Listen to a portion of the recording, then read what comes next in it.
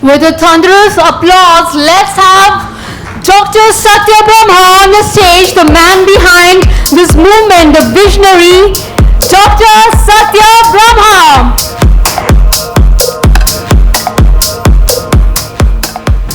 Thank you, Leslie, for your kind words. A very good morning to all of you. Welcome to the special broadcast of the 14th Annual India Leadership Conclave and Power Plant Awards 2025. So when I conceived India Leadership Conclave in the year 2009, I called Hillary Clinton who came, Nelson Mandela and others. So over these years actually it has traveled to so many destinations, so many speakers have spoken. But I'm still not yet found out the solution where actually we're heading for. We debate, we discuss. We participate in various forums also. But we clue less actually where India is heading for. Because we don't know what our ultimate goal is all about except sloganeering and the headlines management. I don't believe in an approach where the anchors of the television media are being paid 20 to 30,000 rupees every day comes from the highest office and they have been given a script to speak. There is no voice of the opposition. We have mercilessly muzzled them actually. There are few voices who come out. But there must be a day where India will awaken actually. It is not that we are not a prosperous nation. India today is a global power. There is no denying the fact we have everything with us. India as a nation has become a global destination for the foreign investors to come in. But when they come to the destinations where they choose, there is the Land Ceiling Act. There are bureaucracy hassles. I don't agree when Prime Minister Modi tells that we have simplified the process. ये जो देश है, ये देश आपका है, आप कहाँ पे भी कुछ कर सकते हैं. But I have gone to the ground and I have seen if you cannot bribe the sub-collector and the sub-register, they won't do your job. This is the reality. But many people are not speaking about because since they are being bought over actually. But today we are not here to be a pessimist voice. I am here to tell you that what we can do, what are the solutions actually. We don't have to live in a present which is shrouded with mystery with so many things. It is true that we have come a long way. But if you ask me, India did not get independence in 2014. India got independence in 15th August 1947. For those who say that India got independence in 2014 are living in a fool's paradise. Many people have sacrificed their lives for the freedom movement in India. They have done everything possible to make India great. So let us not discriminate these leaders. Let us not pinpoint these problems. Let us not fight and don't take away the legacy. Make your voice felt actually. But don't impose dictatorship actually. After China, we are the second largest populated country in the world. We have everything with us. Mr. Rajiv Nath, who is with us today, the thermometer which you are using is being imported from China. Can't we make that? I totally understand that Atmanirbhar is the need of the hour. But where that Atmanirbhar will come when we don't innovate ourselves and give that kind of impetus? Why China? So today you are making friendship with Xi Jinping. The next day you have a fight with Donald Trump. Next day you are hugging with Vladimir Putin. You go to Russia, you go to Kyiv.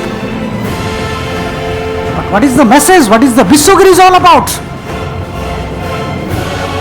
We have everything with us. Look at the kind of uniqueness of the culture. We have so much of religion, so much of caste and creed, but still we fight on election on that one. The autonomous bodies in India, Election Commission of India, Enforcement Directorate, Income Tax, these are the wings which are totally acting under the preview of the current dispensation. And I have no hesitation to say that they listen what the Prime Minister's office tell. And in other words, the Chanakya of India's Home Minister. To me, this is not right. This is a very bad trend. I am not here to believe that EVMs can be hacked. But I also know that I am revealing today there is a chip, a small chip which you can't find out. From Israel it has come. Put that machine in EVM. It will come out 101 seats, 101 seats. JDU contested and BJP contested. They can win 95, they can win 95%. Why give 10,000 rupees to women if you're speaking about women empowerment on 6th of November when there is a code of conduct going on? What is Ganesh Kumar is doing? You are the Chief Election Commissioner of India. Don't you have shame that you can't have your own principles? Are you here to bribe us? Are you here to tell us that you take money and vote for us? This is not the nation we live in. We have the 4 pillars: legislature, executive, judiciary and press. And the Supreme Court goes against some of the rulings of the government.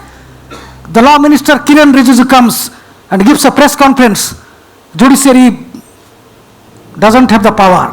It is the Parliament which will decide. And who is the Parliament? It is Chandrababu Naidu in one leg, Nitish Kumar in another leg. And Jagan Reddy, who is fighting a battle with all these things, he wants to save his skin, so he'll have to support the government. I'm not saying that you do things, but you act with prudence, that people are listening. People like you. And I also admit one thing here.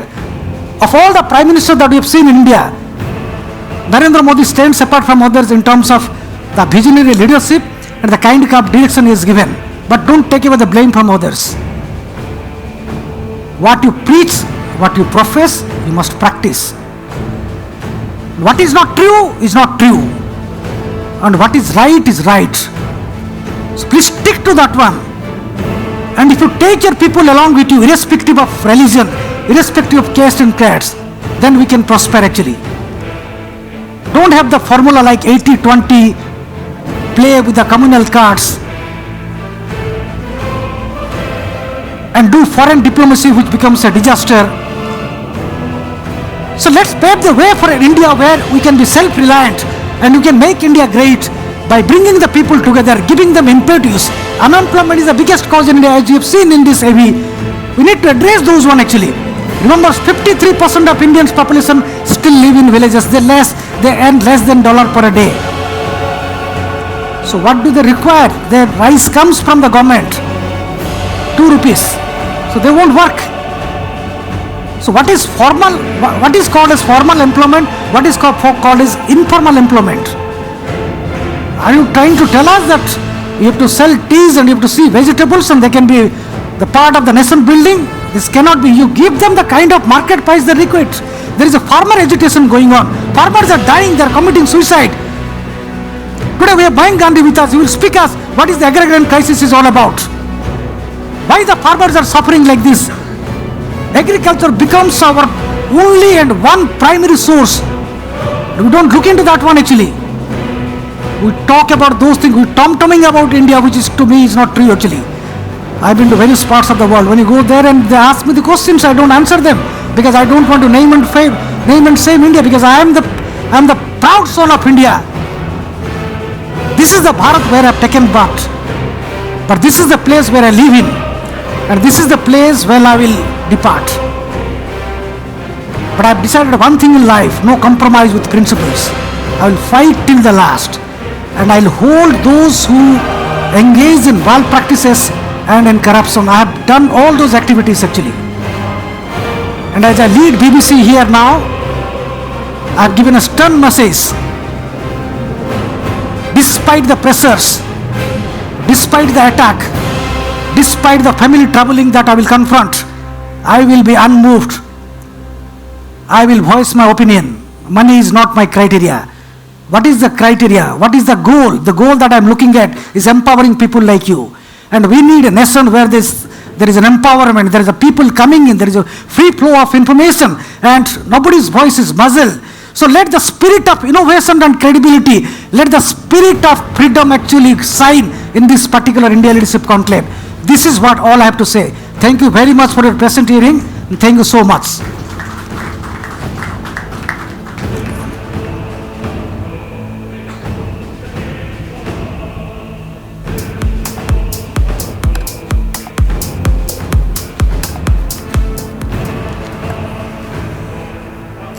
Thank you, Dr. Satya Brahma, for charging the atmosphere with your electrifying, independent and fearless journalism.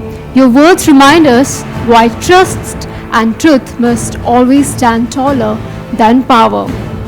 Moving on, ladies and gentlemen, it is time to hear from a visionary who has transformed ideals into action.